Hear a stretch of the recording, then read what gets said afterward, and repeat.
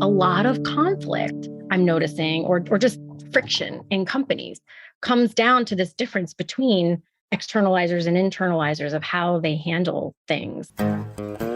Business is messy and unpredictable. Sometimes lonely. So lonely. So lonely. And inspiration can often come from really weird places. We pick up where the bullet point blogs and the highlight reels leave off. We start with the stories. So here's my story, and it begins in a massage parlor.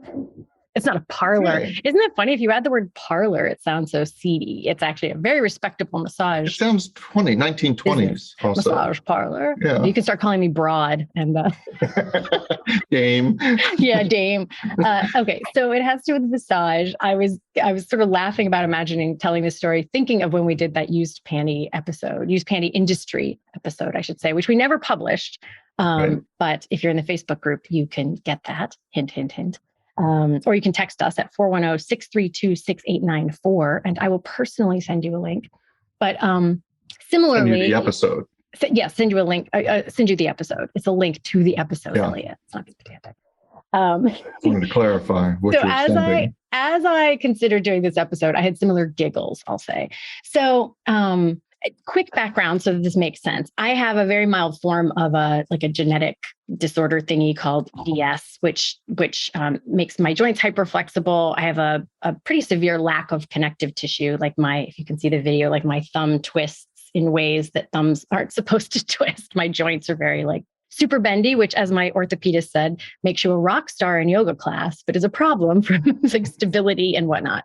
And so that connective tissue issue also means that my muscles, connective tissue is what makes your muscles and skin sort of slide over each other. This is so layperson version. Anyone who knows anything about biology will be like, that's not how it works, but it kind of is. And point being, I am crazy prone to adhesions, which are the knots you get in your back. I get them everywhere.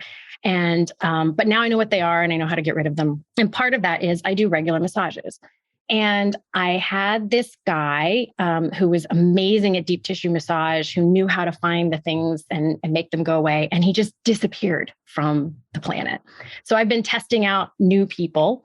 And I went on Sunday and I have found my new person. But here's the funny thing. Here's where I start the giggles. So a great deal I've realized over the years of where my issues start feel like there are other places. It feels like it's my lower back. It feels like it's my hip. It feels like it's whatever. And a lot of them come back to my left glute muscle is where there are actually all these knots and really bad things that then end up pulling and tweaking other things and causing all these other issues. But the first time I was trying to explain that, because one of the things that happens is that very, very, very top of my hamstring up and sort of into the inner side of my thigh gets really tight. And so I was trying to explain to someone one time where that was, and he made it super awkward. I was laying on my stomach and he goes, well, I can't do that. And then I wish everyone had video. He waves his hand flat over my midsection. He goes, that's a little too close to your area. And I was like, okay, I understand that this is an awkward, can feel a little bit awkward, because I think with massages, everyone wants to make sure that everyone is being on board and it's not getting creepy, and so there's just this awkwardness. So I got really, and this, I'm getting to the point of why I thought it might be a good episode here. I always felt like I was asking something awkward of them. So I would sort of mention it, but I was kind of tangential, not very direct. And they would work on my glute a little bit, but I would still leave having some pain and whatnot. He was kind of just doing it half-assed. Sorry, that had been reverberating in my brain since you said left glute muscle, and I had to interject because otherwise I couldn't even listen to the rest of the story. Well, you know what's funny? I could see that in your face, but I didn't realize that's what it was. And I thought you were just this is the dumb, boring story. Will you please finish? I thought I was losing you. I just couldn't get over that speed bump in my head. Yes. So to make a very long story short that I'm not going into right now, I have been really working on doing a lot of self-work on being more aware of my own needs and things, and then communicating them and being more direct. And it's just a whole thing. And I didn't realize how much work I've been doing on that until I had this very clear experience with this massage therapist where I walked in, and I keep in mind, I've been testing several of them. So I've been trying to get to the point really fast. I'm like, I do a lot of strength training. I do these circus things, which means I build up a lot of tension. I have these adhesions. When it comes to pressure, there's really no such thing as too much. If you think you can get rid of a knot, just go for it. Because I don't want them just like petting me. I'm like, get that knot. That's why I'm here. I'm not here for relaxation. And then finally I said, and I need you to really like go to town on my left glute. It is the source of all things. And I will say I was so like, a lot of things when you're trying to course correct, you kind of overswing a little bit. And I think he sort of had that like drinking from a fire hose look on his face. And he was like, okay, or whatever. So long story short, I got up from that massage, and for the first time in years that I can remember, no matter how I moved or wiggled or twisted or whatever, there was no part of me that hurt at all. Like nothing was stiff or tight or painful. And it's been ages since that has happened.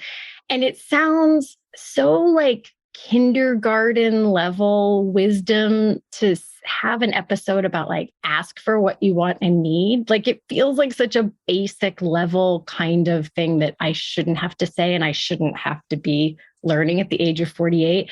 But it was just an unignorable, unmistakable clarity of that. So no, I don't think it's an elementary lesson. I think it's a lesson that you have to keep learning. I've mentioned this before, that one of the most valuable courses or classes that I ever took in preparation for the bar exam did not teach anything substantive. It taught for each area of law, it taught for the essay, what your first sentence should be. When you're looking at the blank page, what your first sentence should be. Because everything started to flow from that. Looking at the blank page is the most difficult. And I've taken that lesson, and for difficult conversations, they go on and on and around and around and around in my mind. And I can't get any traction, can't get past it until I figure out my first sentence. And whether that's the first sentence in a legal argument, the first sentence in a difficult conversation where I'm going to have to fire somebody, the first sentence in anything, I need to figure out that first sentence. And it has to be direct. It has to be exactly what I want.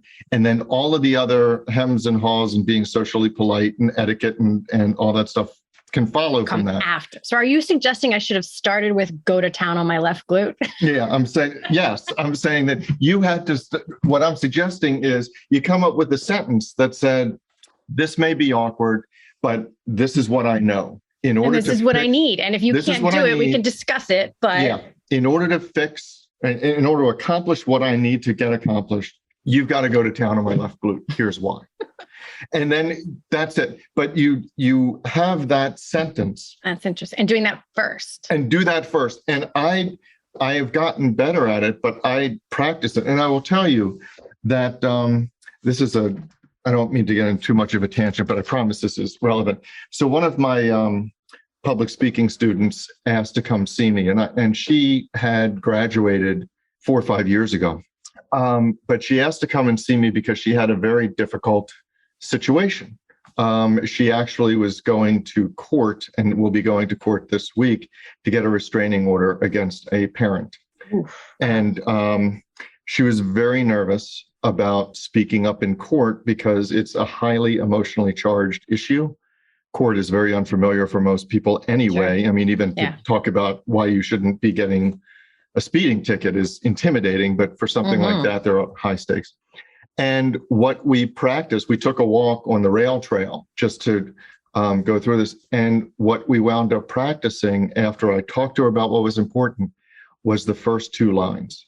Meaning I talked to her about talking to her lawyer. She has an attorney, and writing down the question, the first substantive question she wants him to ask her. And then we practiced her first 2 lines. And once she nailed that, she could say whatever she wanted. But those first 2 lines were telling the judge what she needed. Yeah. And it's interesting. 2 things that 2 things that sort of tie into this is, one, I've read things about the cultural dynamics of, different countries tend to, where they put that directness is different. So that I think can play in sometimes. And then I also watched, and while this woman on TikTok was specifically discussing it in terms of she's on the autism spectrum, and she was talking about how when she was a kid and her mom would say, while I'm gone, it'd be great if you could, while I'm gone, if you wanted to tidy up your room, go ahead. And she was like, all I could think about is, why are you asking my permission? I just thought it was confusing. I didn't understand, or not asking my permission, telling me I have permission to understand. Right. She goes, I wish everyone would just say, clean up your room while I'm gone. And I found myself bristling and obviously, but it occurred to me at the time, I'm like, okay, because this is a big sort of awareness for mine right now. I'm like, okay, but I see how that can be confusing. And regardless of whether someone's on the autism spectrum or not, it's certainly more helpful to say, please clean up your room while I'm gone. And like you said, then you can add in the social niceties or the buffers or the lubricant around the thing to make it a little cleaner or softer. But I think there is like learning to put that thing first is so important. And what I have noticed, especially from another book I was reading recently, is I think that is especially hard for people who had a lot of early experiences where they were managing other people's big emotions. So like if you had a parent per se, who like blew up very easily, then you did like, if you dropped a bomb and you didn't have time to do the social thingies afterwards. So you sort of had to dance around, be like, okay, we're going to do this thing and like, and sort of keep this safe space before you slide in this sort of, I always think Rita O'Reilly, remember from MASH? Oh, sure. He would put the thing in the middle of all the other things so you could just get it signed off on. That was the way this therapist friend of mine was describing it to me.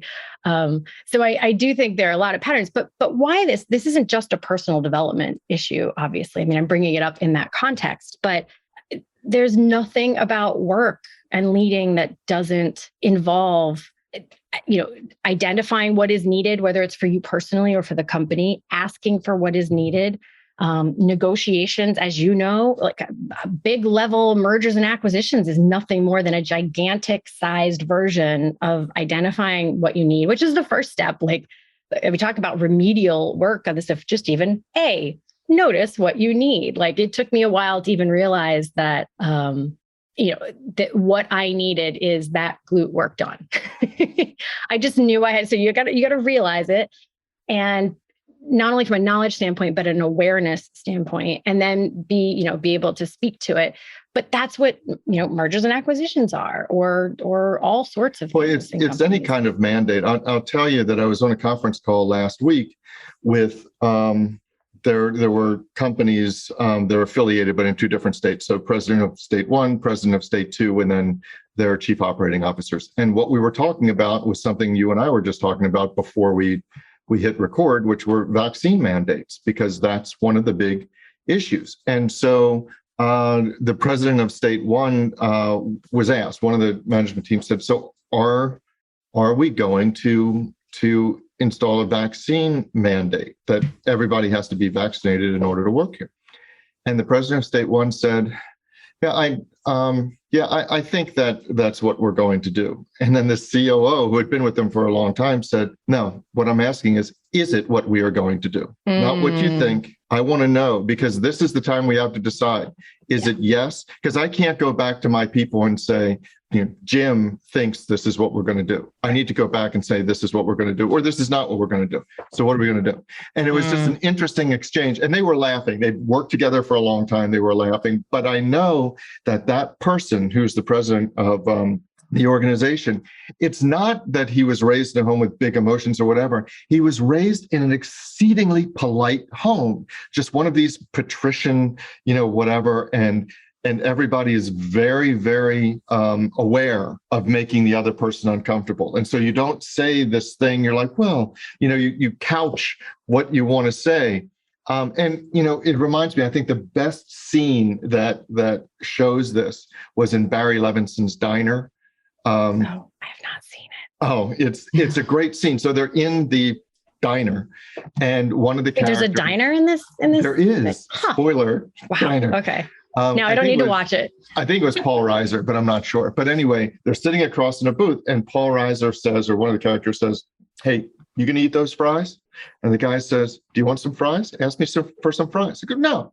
If you're not going to eat them, I mean, I'll take them. He said, do you want the fries? Ask for the fries and you can have the fries. No, all I'm saying is, if you weren't going to eat them, I'll take, and it goes on for a long time. And that's the best embodiment of this. Absolutely.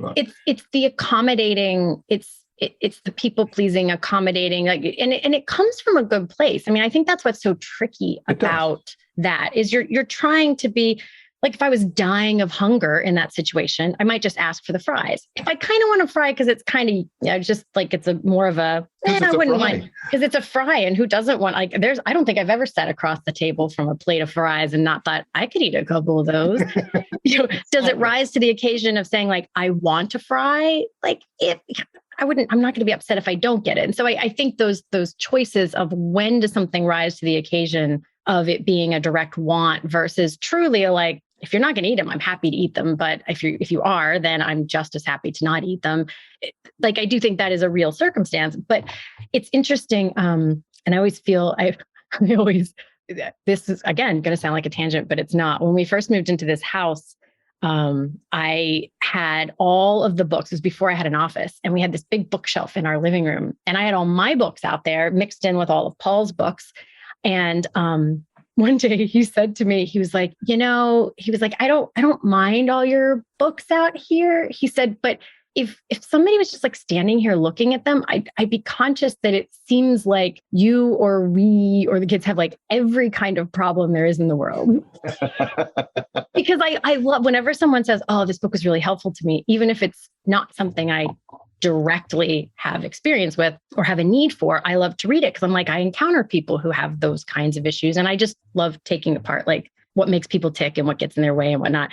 So there are some books that are on my shelf because I personally need them, and some that are just interesting to me. But I always get, and I get shy about sometimes, like I want to mention a book, but I'm like, and don't just assume that it's my book for that reason. But in the past year or two, the past couple of months, actually, I kept seeing this thing on TikTok for people reading quotes from this book called, we talk about a title that doesn't dance or doesn't tiptoe around the subject. It's called Adult Children of Emotionally Immature Parents. I was like, wow, the way to make a book that's like unreferable. That was on TikTok? Yeah. Oh, yeah. No, there's a lot of actually really interesting folks on TikTok in the psychology and neuroscience and self-help world. Because I saw it on TikTok strikes me sometimes as the phrase akin to while I was perusing Bumble. It depends on which part of TikTok you get into. There's some, anyway, whatever. We're not going to do an episode on TikTok right now. I kept seeing people talk about this book. And one of them even made a crack, like, I really wish my parents could read it, but I certainly can't hand them this book.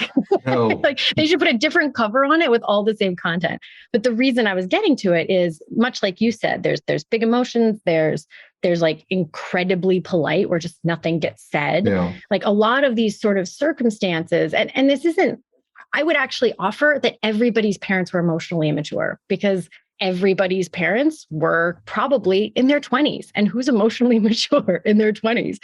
But so I wish it had a slightly less aggressively accusatory title. But the part that I wanted to bring up was this this dynamic of what they call internalizers and externalizers, and how they handle issues and emotions and whatnot. And how the children or how the parents? This is like sort of children in the adult children. The adult children. Okay. And so interesting. And now all of a sudden I've forgotten why I brought that up, but it had to do with, because it does the people pleasing and the scan, trying to make sure that you are doing the right thing is very much in this like internalizers. It sort of corresponds to like the fawning there's fight, flight, and fawning mechanism and like an attachment theory. But I'm going to take that center section of the book and skip all the other stuff. And I've been using it with a couple of my clients of just noticing those behaviors with people that they work with, whether they're the one who's more direct or they're the one who's more indirect. A lot of conflict I'm noticing, or just friction in companies, comes down to this difference between externalizers and internalizers of how they handle things.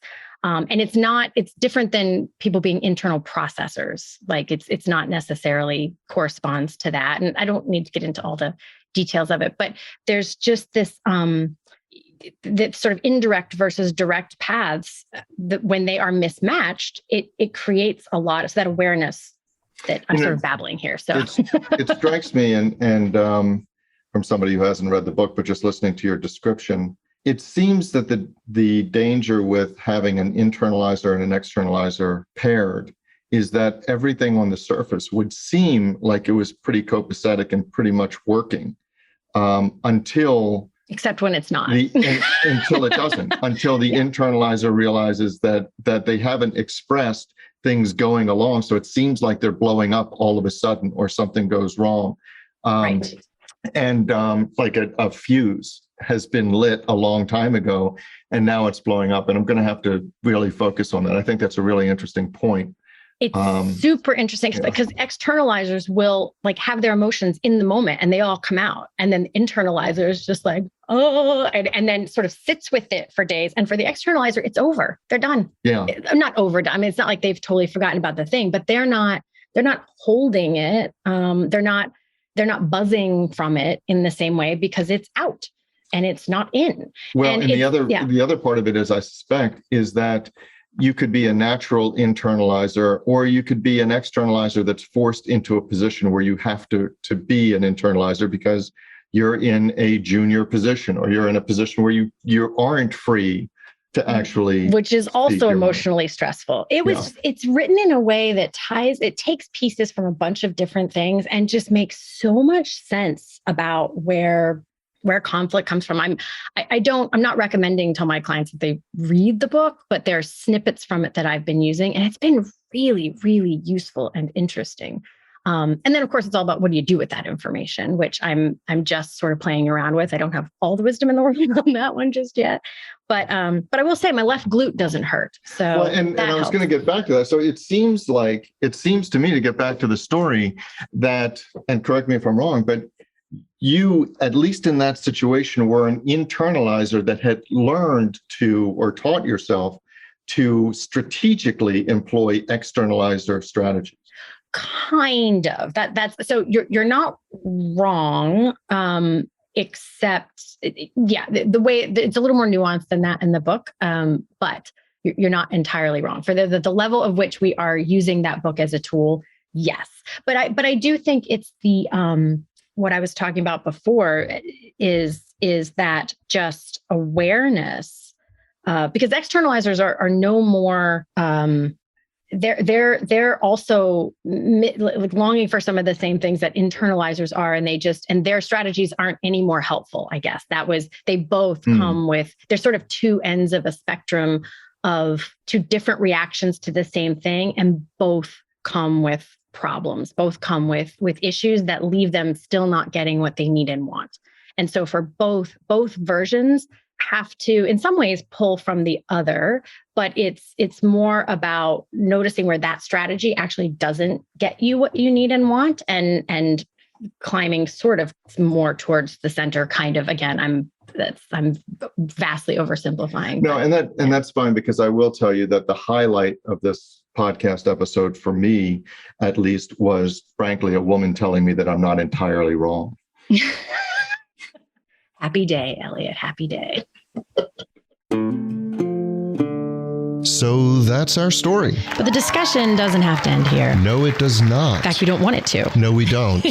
That is why we actually have our private Facebook group, which we started to make sure that we could get your comments, your rants, your thoughts, your stories. You can find links to that group, as well as show notes and links to subscribe via email, and how to find us just about anywhere you can possibly find podcasts at sohere'smystory.com. And you can also find us on Facebook and Twitter at SHMS Podcast. And since we know it takes a village. Yes, it does.